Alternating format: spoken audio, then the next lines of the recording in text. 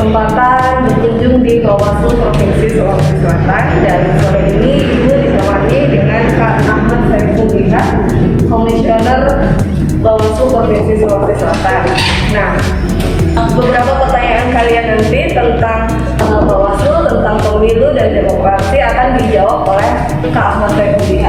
Jadi Kak, ini kan kebetulan kami di Universitas Cendekia anak-anak ini sedang belajar tentang hak warga negara, salah satunya hak pilih. Nah, mungkin sedikit dijelaskan dulu Kak, Bawaslu ini tugas dan pokok fungsinya apa sih dalam pemilu? Oke, selamat pagi atau selamat siang anak sekalian. Demokrasi itu sebenarnya bukan benda, tetapi sesuatu yang mesti dicapai lewat proses. Jadi kalau ingin mendapatkan kehidupan yang demokratis, maka prosesnya juga harus baik. Nah, oleh karena itu di negara kita, dalam kaitannya dengan penyelenggaraan pemilu maupun pemilihan, agar terselenggara secara demokratis, maka negara kemudian memiliki 3 penyelenggara pemilu. Ada KPU yang akan mengurus bagaimana teknis pelaksanaan di lapangan, bagaimana surat suaranya dan sebagainya. Itu tugasnya KPU. KPU yang akan bertugas mengurus tentang teknis pelaksanaan pemilu pemilihan. Sedangkan kemudian dibentuk Bawaslu. Bawaslu dibentuk tugasnya adalah untuk mengawasi bagaimana pelaksanaan teknis di lapangan itu berjalan sesuai dengan regulasi. Tidak bertentangan dengan regulasi, baik tentang pelaksanaannya maupun pelaksananya. Jadi teman-teman KPU juga bukan Bawaslu mengawasi KPU, tapi mengawasi pelaksanaan regulasi terkait dengan pemilu dan pemilihan. Jadi pemilu itu adalah pemilihan presiden dan legislatif, sementara istilah pemilihan Undang-Undang Nomor 10 itu berkaitan dengan pilkada atau pilgub.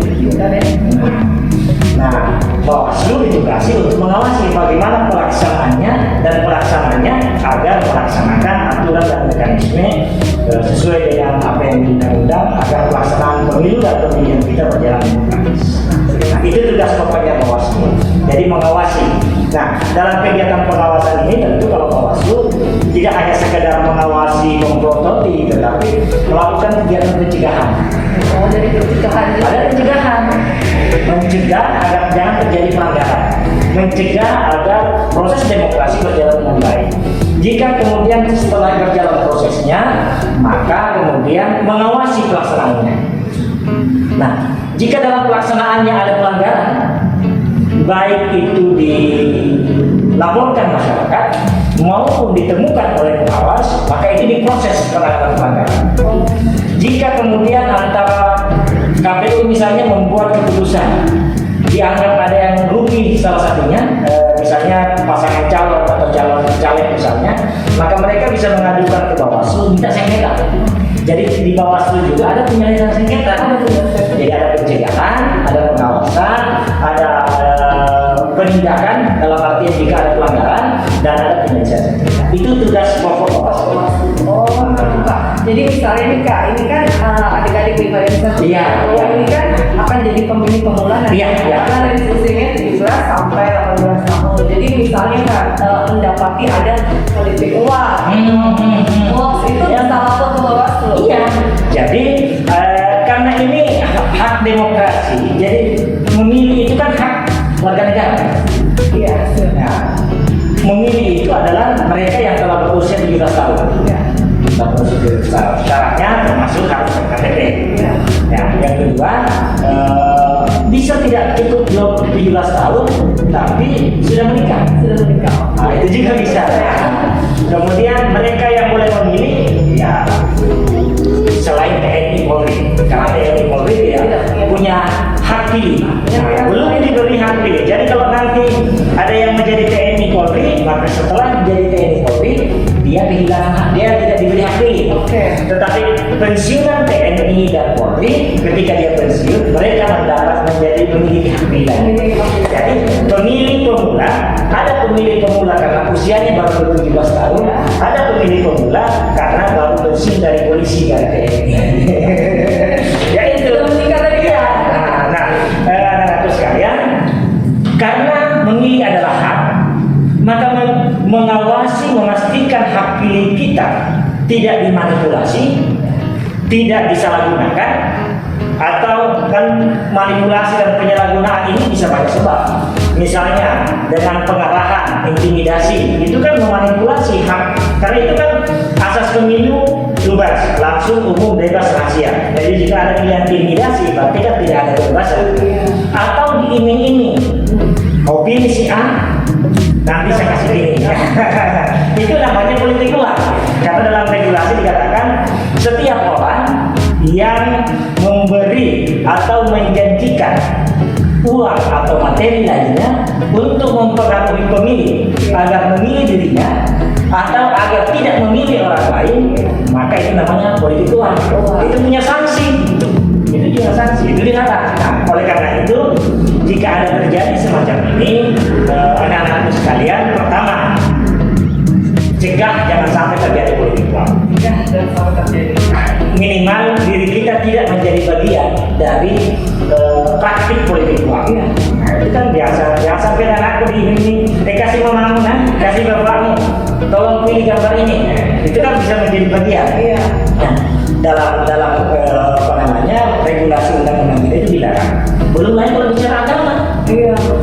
Itu kan dilarang. Dilarang dalam agama ya kan. Apa hadisnya? Ar-raksi wal murtasi finnar.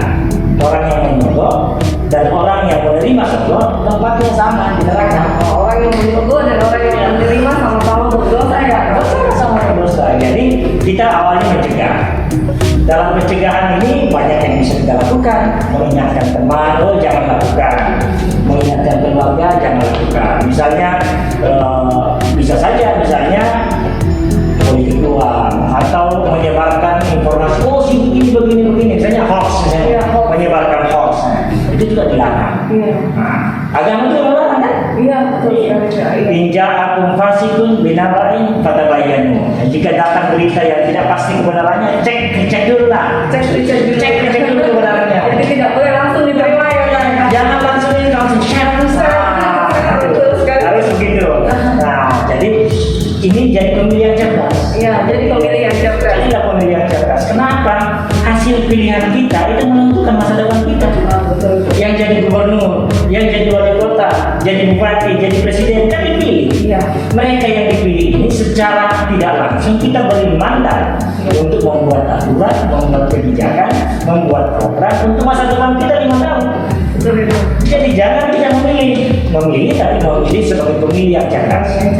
Jika ada pelanggaran ditemukan, jangan segan-segan laporkan, lapor ke Bawaslu, informasikan ke Bawaslu agar ini diproses.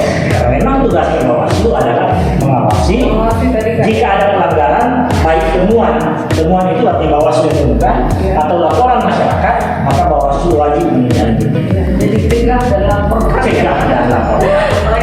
Tadi Kak Ahmad Saiful sempat mengatakan bahwa hak itu hak warga negara untuk memilih. Jadi bagaimana Kak dengan fenomena golput? Apakah golput itu pilihan atau bagaimana? Iya, sebenarnya golput pilihan, tapi pilihan ya dalam konteks kita sebagai warga negara, akhirnya ketika kita tidak memilih, maka orang juga bisa mengatakan jangan menuntut banyak. Kenapa begini? Kenapa jangan mengkritik? Karena mestinya agar bisa melahirkan pemimpin yang baik, ikut serta memilih yang terbaik. Jangan ikut-ikutan tidak memilih, nanti setelah terpilih orang tertentu baru ikut kritik. Tidak tepat kritiknya, karena Anda tidak menjadi bagian dari pemilihan itu. Ketika Anda mengharapkan sesuatu yang lebih baik, mestinya ikuti prosesnya. Ikutlah menjadi pemilih yang baik, pilihlah pemimpin kita yang terbaik. Dari ya mungkin tidak ada yang paling terbaik, tapi memilih yang terbaik dari yang terjelek bisa agar kita bisa mendapatkan pemimpin yang diharapkan lebih aman. Oke, mungkin ini pesan terakhir untuk pemilih pemula ini nanti Kak, mereka Kak di tengah maraknya hoax dan politik uang, mungkin ada pesan bagi adik-adik Simpatisan Cendekia nanti saat menggunakan hak pilih. Ya, ada ungkapan menarik dalam salah satu syair Arab, apa namanya, dalam bahasa Indonesia, inna fi yadikum amral ummah wa fi aqdamikum hayatiha. Saya ngomong ini kan orang-orang madrasah. Inna fi yadikum amral umat, di tangan kalian masa depan umat, dan dalam sepak terjang perjuangan kalian masa depan umat. Jika kita ingin memperbaiki umat kita yang lebih baik di masa depan, maka kita harus bisa punya andil serta ikut andil dalam bagaimana mendorong kemajuan umat.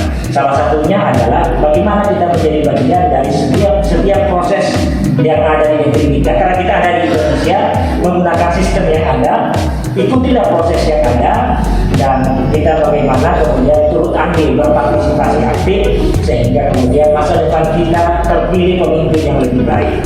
Ketika terpilih pemimpin yang lebih baik, tentu masa depan daerah kita, masa depan negeri kita, bangsa kita bisa lebih baik. Agar tentu anak-anakku ini kan masa depan, mereka ini masa depan bangsa, Generasi masa depan. generasi masa depan. Nah, anak-anakku mesti kemudian bisa berkontribusi, karena apa yang kalian lakukan saat ini ikut memilih itu juga akan menentukan masa depan bangsa. Kalau kita anak-anak ini menjadi generasi emas, kemudian tampil sebagai generasi yang betul-betul dijanjikan, maka masa depan bangsa kita juga baik. Iya. Jadi pemilih yang cerdas ya. Jadi pemilih yang cerdas. Terima kasih Bang. Terima kasih. Ya, mungkin semoga di lain kesempatan kalau saya bisa mewakili saya. Boleh, kapan-kapan boleh. Pendidikan politiknya. Terima kasih Kang. Terima kasih ya. Kesempatannya. Assalamualaikum warahmatullahi wabarakatuh. Waalaikumsalam warahmatullahi wabarakatuh.